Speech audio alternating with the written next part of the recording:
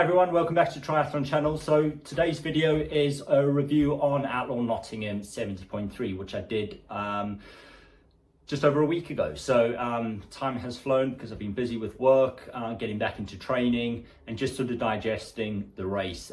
So I was disappointed, but we're going to get into all of that. I want to go through the different things to expect. We did the kids race as well, so they did a run. We're going to look at that. I'll talk about where we stayed and how that worked out in terms of getting to the race, and hopefully give you some tips if you're looking to do the race next year, which I highly recommend. But let's go through it step by step, and we'll talk about some of the results, why I was disappointed, some things I think that can be improved, and ultimately what was good about the race. Let's get straight into it. So on the Saturday, we turned, it's a 3-hour drive from home, so we got there nice and early. One, because we needed to get my race pack, which was sent to a different address, an old address in the post. So I had to then go and collect one on the day of racking. And also we needed to get the children's race numbers and get them ready for their run. So my 5-year-old daughter had a 1.2 mile run, and she was buzzing because that was her first race ever or event, and she was super excited. And I'll be honest, it delivered for her and for us. It was great fun to see how much fun she was having running down the carpet. As you can see in the video, she had a great time. So thank you to Outlaw for having this available to children so young. So it's really sort of, it made her day. She was buzzing. Still on Monday, took her medal into school every day, and the medals are really good as well. So that is great. It's not a like plastic thing that you get at a lot of different events. So she was chuffed to bits with that, and from my point of view, I think it was a great event for young children. My two older children, 10 and 11, they did the 2.4 mile run. Again, they had a great time. So they've done triathlons, they've done quite a few different running events now as well. But what they really liked was running down the same carpet that I would be running on the next day. So the orange carpet at the Outlaw event. So my son really pushed it. He wanted to go there to win it. He's really competitive, which is great. And I think the main thing or take out from it is they had a great time. Everyone was super helpful. So thank you to all the volunteers and staff at Outlaw, because you were really great and you actually made the day for them and for all of us, because again, without the volunteers there, these events wouldn't be possible. So thank you to them, and just bear that in mind when you're at these events. A lot of the people that are trying to help are volunteers. They don't always get it right, but they're giving up their time to make sure that you can race. So just don't be too hard on them is ultimately what I'm trying to say. So thank you to Outlaw for the kids race. Loved it. And if you've got children, highly recommend it. And they'll have a great time. You'll have a great time cheering them on. And it's 100% recommended. So thank you. So we stayed in a Holiday Inn 20 minutes down the road from where the race was going to be. So that was a perfect location for us. And something, if you haven't seen and you're new to the channel, my very first video was sharing different tips and everything on where to stay. Now, I'll predominantly stay in Holiday Inns. And the reason for that is because 9 times out of 10, I'm going to get the hotel for free, because I've got an IHG credit card and I use that for everything that I paid for. Now, I'm not promoting debt because I pay it straight away. The minute I spend on it, I put the money into it. But what it does give me is points.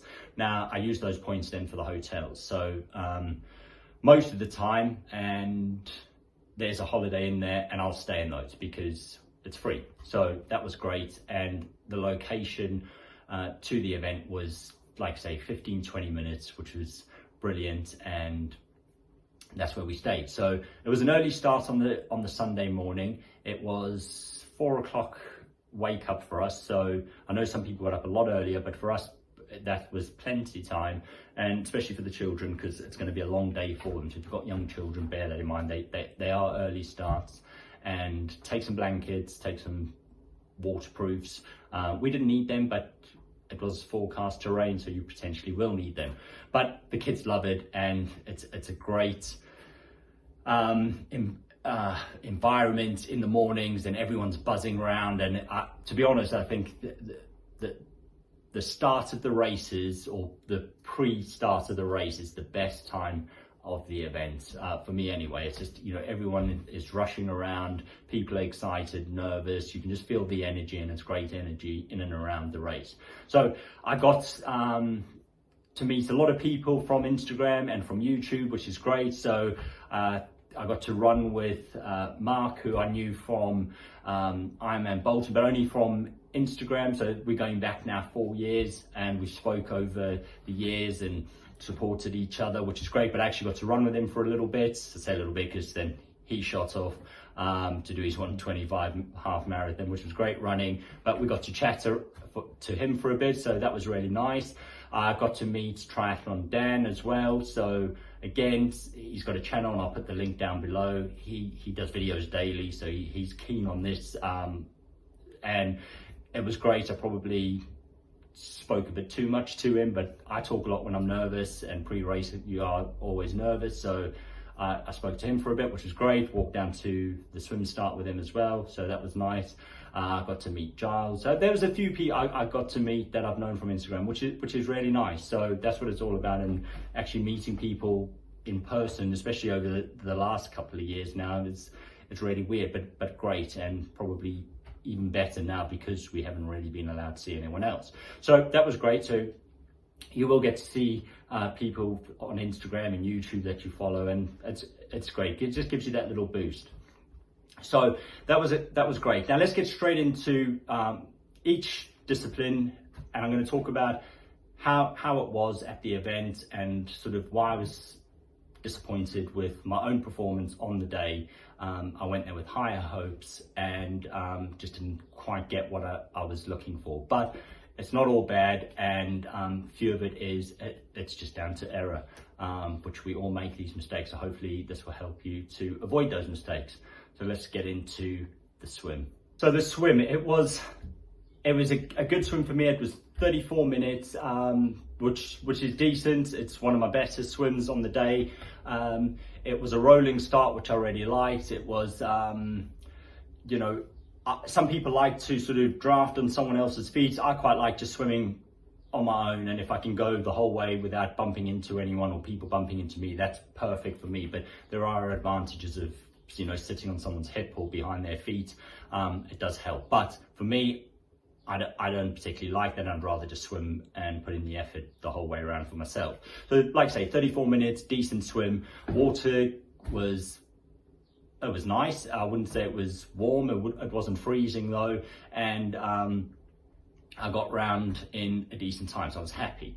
The one thing which I think played a huge factor in sort of my overall performance following this one was the transition. Now, I didn't mention in the beginning, but it's very much worth mentioning, and I suppose there's nothing they can do, and it might be a bit controversial, but you know, I think that they probably could have done, but it depends where you sit on the COVID spectrum here. So anyway, the transition was 0.8 kilometers long, and it was ridiculous. It was just way too long.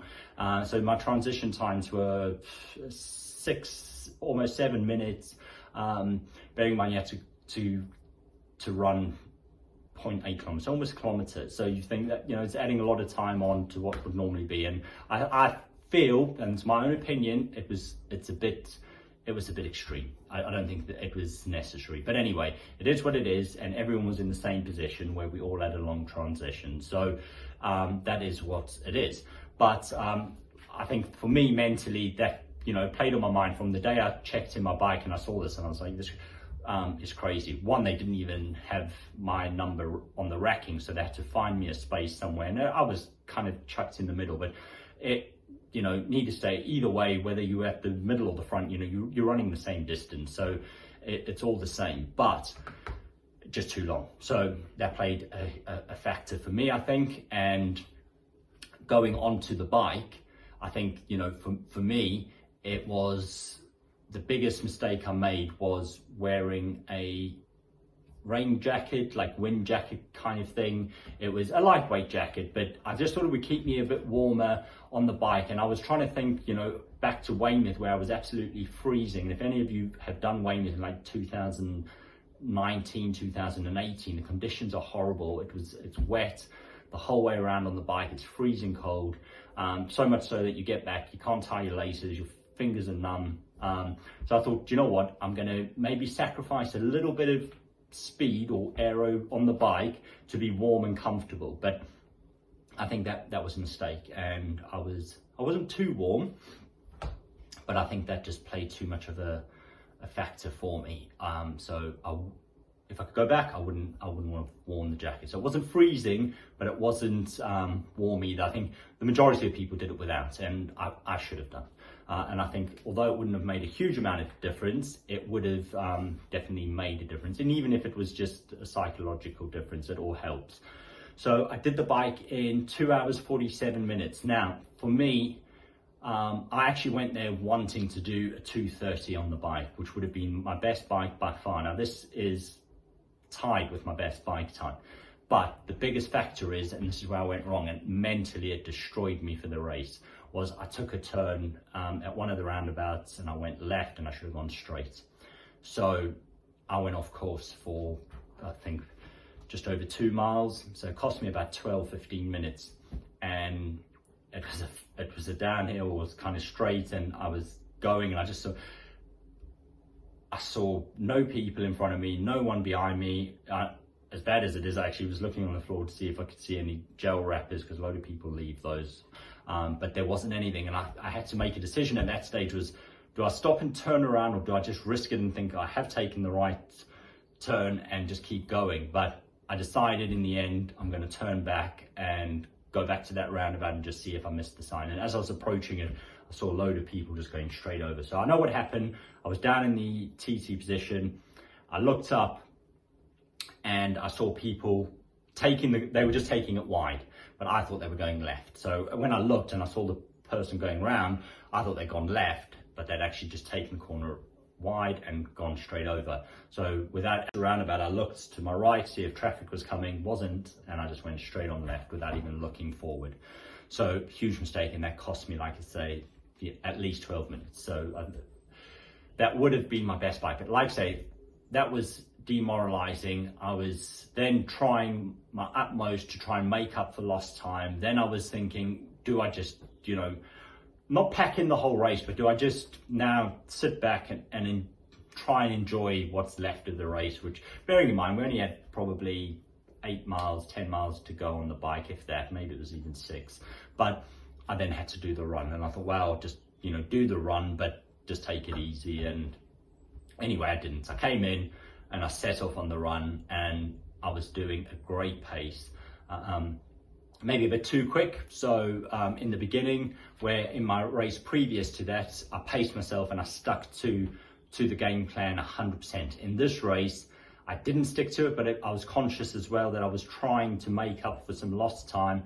And don't get me wrong, I did the run in an hour 33, so I was still really happy with the overall run.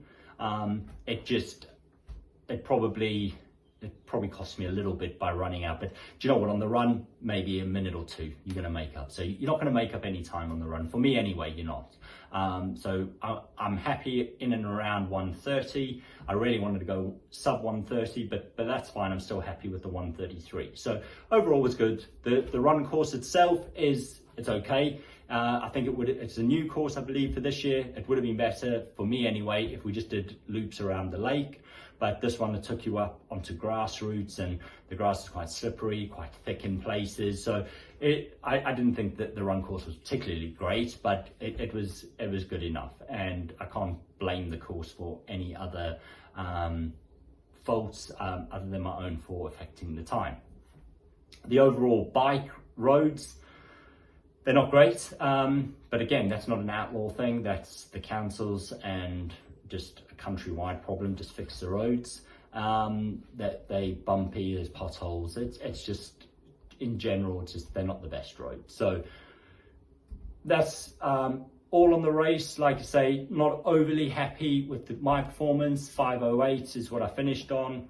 Was really hoping sort of for at least sub 5, but I was, I went there with the intention of maybe 4:45, maybe just 4:40. But it is what it is. I know it's, there was some time in there in the bike and then everything else, transition as well. But like I say, everyone was in the same position, so I can't use that as an excuse. But would I recommend the event? 100% yes. I'm signed up for next year. I actually had Holcomb in 2 weeks, but I deferred that because there was just too many races too close together. So I've deferred it to Nottingham next year. So I'm already in that race, and I'd 100% recommend, if you are thinking about it, get in there early because it sells out quickly and it's a great event. Hope that's helped. Thanks for watching. If you're new to the channel, please like and subscribe if you've enjoyed it. I'm going to share tips and triathlon related things. It's all about triathlon and helping as much as I can. Nowhere near the level of some of the other people on here, but there might be something in here that helps you. And if there is anything else you want to know, please let me know in the comments. Reach out to me on Instagram, whatever it is. Like I say, set this up to help people. So if it is your first time, welcome, and thanks for watching.